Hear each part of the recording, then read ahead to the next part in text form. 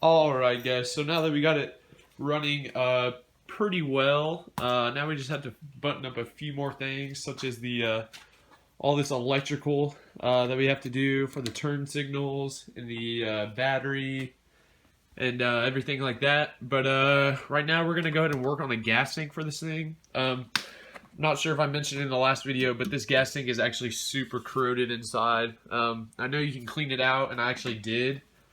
But it just kept rusting through the bottom side. So I didn't want to have to deal with that. So we're going to build a little auxiliary gas tank.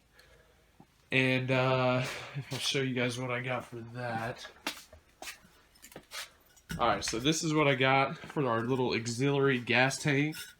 This little Walmart water bottle. Stainless steel should work just fine.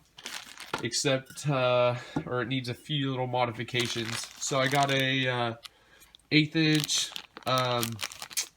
barbed adapter, as you can see. And then I also got a 1/4 inch barbed adapter. This is for the fuel line, and this will be for a little breather out the top. I probably like angled it a little bit. I'm not sure how exactly I want to mount it. I was thinking something like this. That'd be pretty sweet. Or something back here. Mount it like this. I'm not sure exactly. I'm going to play around with it a little more and see exactly where I want to mount it. So let's do it. Alright, so this is what I have mocked up. And I think this is going to be my final design. Maybe not final, but maybe just temporary because it is kind of ghetto. I have this little bracket that is hose clamped onto the water bottle, and that will bolt up onto this bolt, and then it's just hose clamped up at the top. I have it just in masking tape so I didn't mess up the bottle really bad when I was mocking all this stuff up. But yeah, I mean, not the cleanest look with the hose clamps. Hopefully I'll just get some that are not doubled up. These are actually doubled up, as you can see. But yeah, so let's go ahead and bolt that up, take off all this masking tape, and then see if we can get it clamped down pretty good. Alright, so actually on second thought, I'm going to go ahead and take this off and then drill and tap where I want to put the little fittings, and then probably have to JB weld it because I'm not sure how well or how thick this this wall thickness is in the water bottle. So yeah, we're just going to have to go in and drill and tap those and then see how it turns out.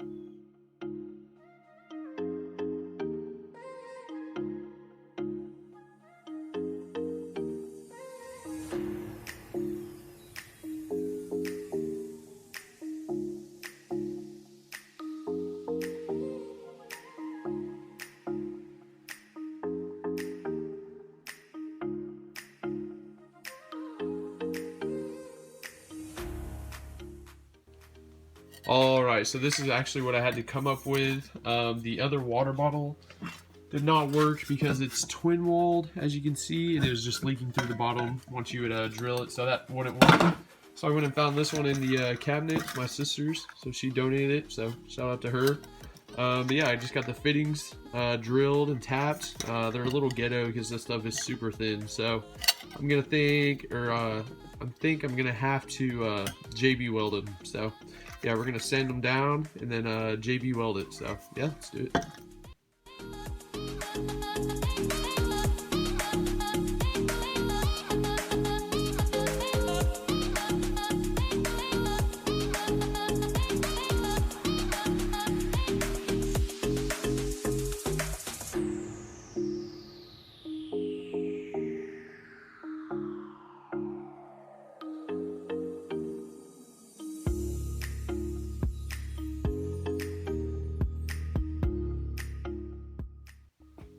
Alright, so as you can see, you got both little adapters JB welded, but of course we gotta let it dry, so we will catch you guys back here tomorrow. And just like that, we are back here the next day with this thing fully dried, and I blew into the top and blocked off both of the little adapters, and no leaks, so that is pretty rad. So now we're just gonna have to figure out how to mount it, and then I'll show you guys how that looks after. Let's do it.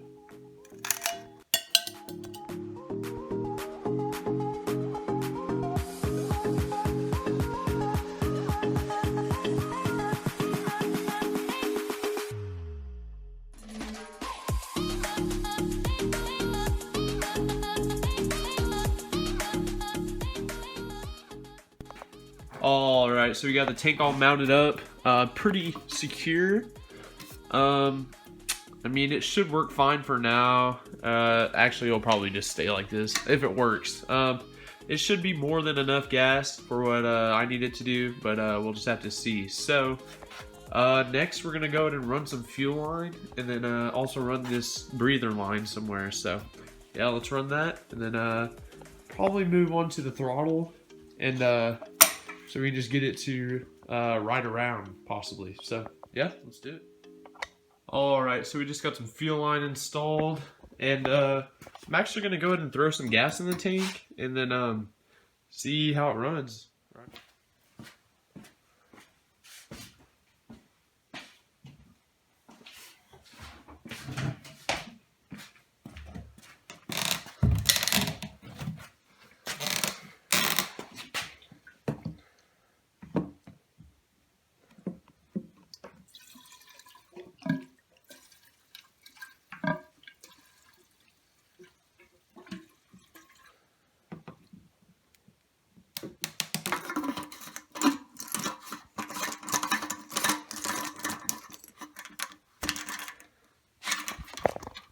All right, doesn't look like we have any leaks so far, so let's go ahead and fire it up and see how it runs.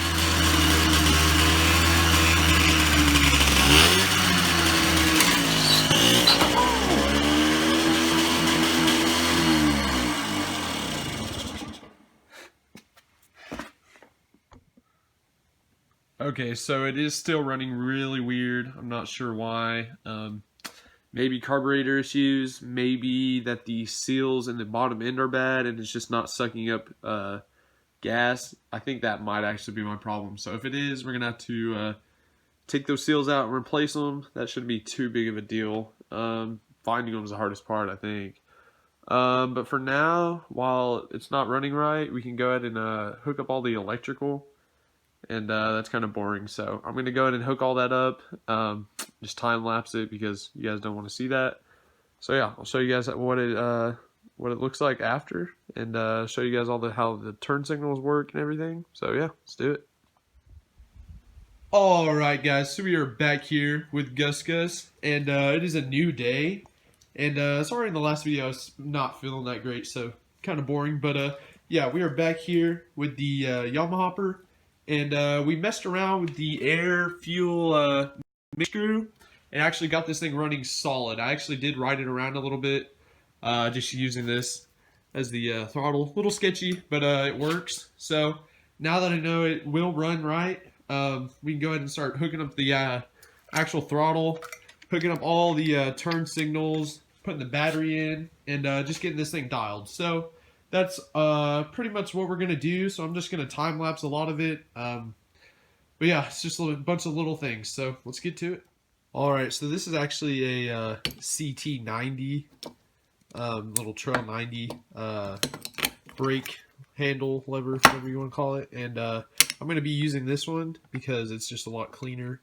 And I already deleted the choke off the carburetor, so I don't need that certain piece anymore. So I'm going to go ahead and use this one. But in order to use it, I'm going to have to cut out a little notch right here for the wires to pass, because on the Trail 90, they're meant to go through the handlebars. So yeah, so we're going to go ahead and notch this out and then continue working.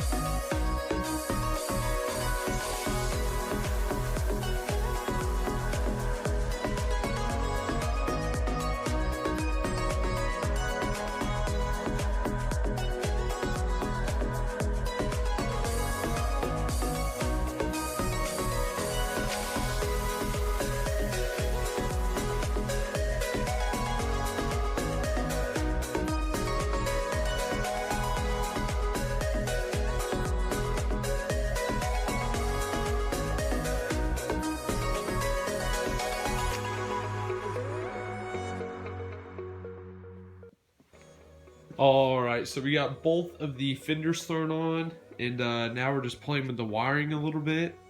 And if you go ahead and flip the key on, you got lights. They're staying solid.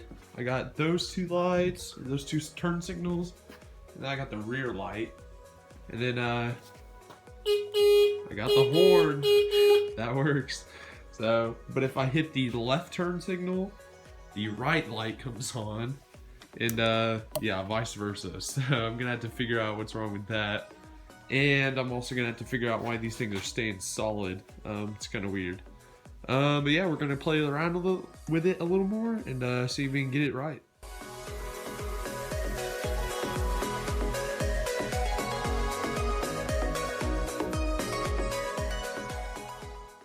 So I've been messing around with it a little more, and this is what I got. So I have to have it started. Starts up super good, and then if I hit the left turn signal, the left starts blinking. Oh, maybe I gotta get a little red.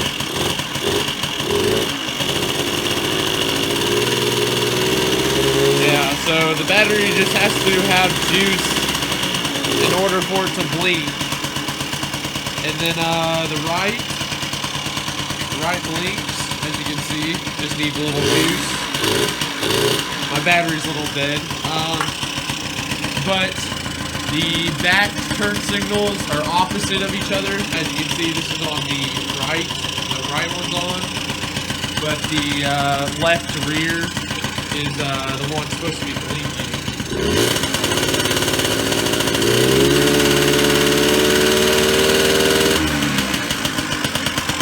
And my tail light blinks.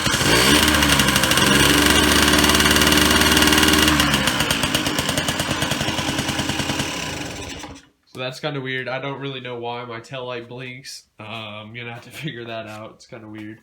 But yeah, overall the wiring is almost done, so that's pretty sweet. Alright guys, that's going to be a wrap for today's video. Thank you guys so much for watching, and if you like the video, definitely hit that thumbs up. It helps me out a lot, and make sure to subscribe too. So yeah, thank you guys for watching.